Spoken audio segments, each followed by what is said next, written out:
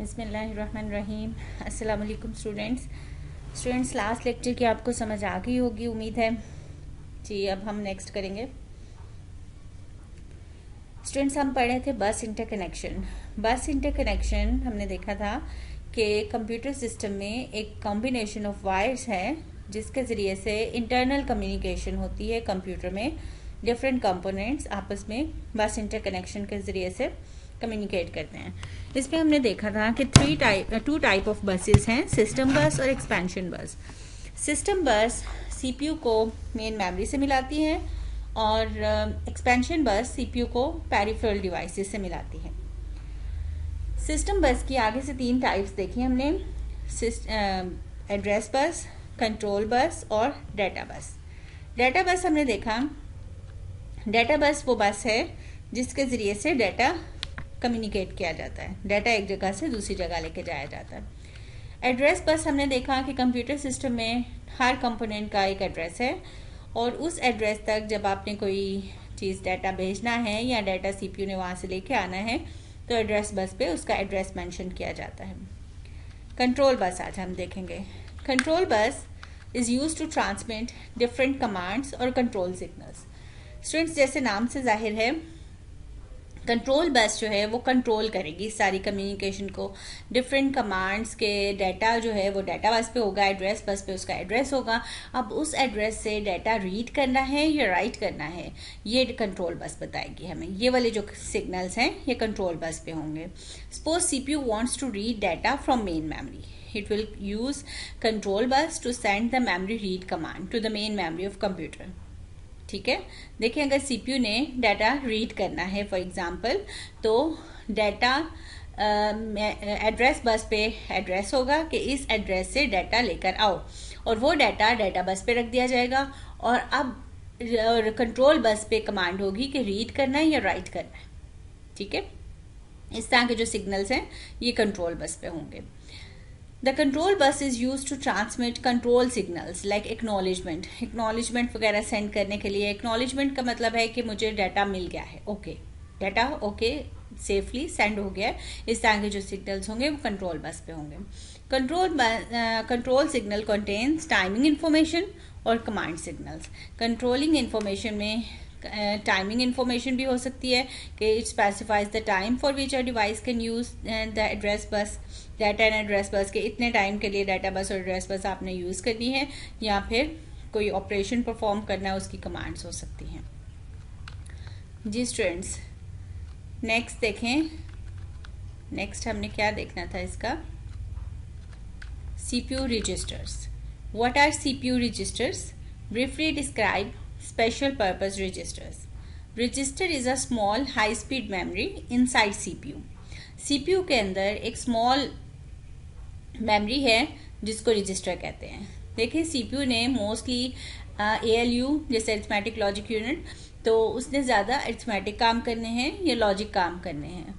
और कंप्यूटर को या सीपीयू को अपनी कैलकुलेशन सेव करने के लिए भी कोई मेमोरी चाहिए जिसके अंदर वो इंटरमीडिएट डाटा या results of data for temporarily रख सके। तो ऐसी मेमोरी जिसके अंदर सीपीयू या प्रोसेसर अपनी कैलकुलेशंस या अपना इंटरमीडिएट डाटा या अपना results for the time being save करता है टेम्परेरीली, उस मेमोरी को रजिस्टर कहते हैं। That is small memory and inside the CPU it is used to store data and instructions temporarily। ठीक है, data is stored in registers from main memory for execution. Main memory से data registers में save किया जाता है execution के लिए। CPU contains a number of registers. CPU के अंदर बहुत सारे रजिस्टर्स हैं। Each resistor has a specified function और हर रजिस्टर का डिफरेंट काम है। Register size determines how much information it can store. ठीक है, रजिस्टर का साइज बताता है कि उसमें कितना डाटा स्टोर किया जा सकता है। फॉर एग्जांपल अगर 4 बिट का रजिस्टर है तो इसका मतलब है कि 4 बिट डाटा उसके अंदर सेव किया जा सकता है। अगर 8 बिट रजिस्टर है तो इसका मतलब 8 बिट्स डाटा सेव किया जा सकता है। ठीक है, the size of register is in bytes. Each byte can store 1 character of data. A register can be of 1, 2, 4 और 8 bytes. Bigger size of register increases the performance of CPU. क्योंकि register का size अगर छोटा हो तो जो काम CPU ने 1 सेकेंड में करना है वो उसको 2 सेकेंड में करना पड़ेगा, ठीक है, उसको टाइम ज़्यादा लगेगा। इसलिए CPU अगर रजिस्टर का साइज ज़्यादा होगा तो ज़्यादा डाटा उसमें स्टोर कर सकेगा और 1 ही सेकेंड में वो काम हो जाएगा। तो इट डिपेंड्स कि कितना साइज है आपके रजिस्टर का, इससे आपकी CPU की परफॉर्मेंस बेहतर होगी। जी, अब हम देखते हैं कितने टाइप के रजिस्टर्स हैं CPU के। स्पेशल पर्पस रजिस्टर, उसके बाद आते हैं जी जनरल पर्पस रजिस्टर्स और एड्रेस और सेगमेंट रजिस्टर्स। हम आज देखेंगे special purpose register. Number 1 is PC, program counter. Program counter is used to store the address of next instruction to be fetched for execution. When the instruction is fetched, the value of program counter is incremented. It now refers to the next instruction.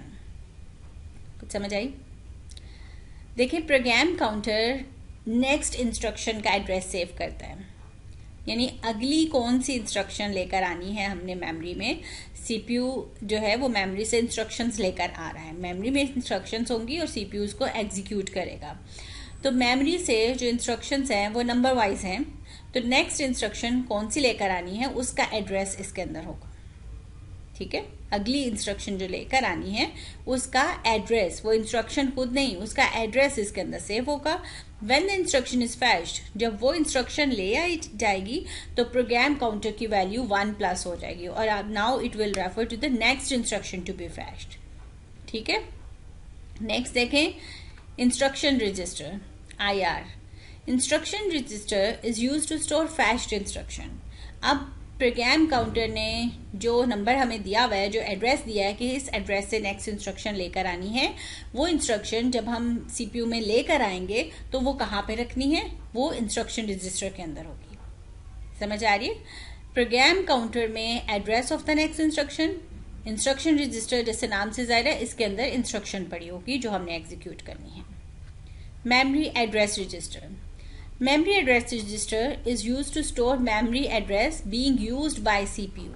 CPU जो memory address use कर रहा है उसका address इसके अंदर save होगा, ठीक है, जो CPU memory यूज कर रहा है उसका address. When CPU wants to read or write data in memory, it stores the address of that memory location in this register. CPU ने जब किसी memory location से डाटा fetch करना है तो उसका एड्रेस जो है वो इस रजिस्टर में होगा।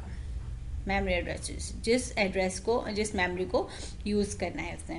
Memory buffer register is use to store the data coming from memory और going to memory. Memory buffer register में क्या होगा, डाटा, जो डाटा सेंड किया जा रहा है या रिसीव किया जा रहा है। Stack pointer register. A stack is a set of memory location in which data is stored and retrieved in an order.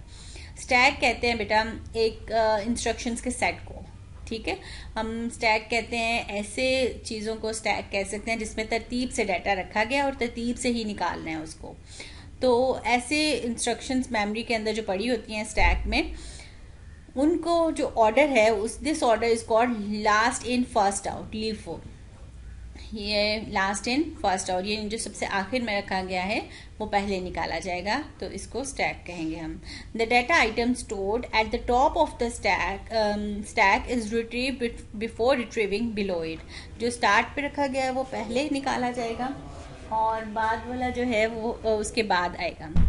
Stack pointer register are use to manage stack in the computer. और ये जो register है stack pointer register, ये उस stack को maintain करने के लिए, स्टैक को मैनेज करने के लिए यूज़ किया जाता है। ठीक है स्टूडेंट्स, आज के लिए इतना काफ़ी है। उम्मीद है आपको समझ आ गई होगी। अगर इस बारे में कोई क्वेश्चन है तो आप मुझे कमेंट्स में पूछ सकते हैं या फिर व्हाट्सएप कर दें। Thank you.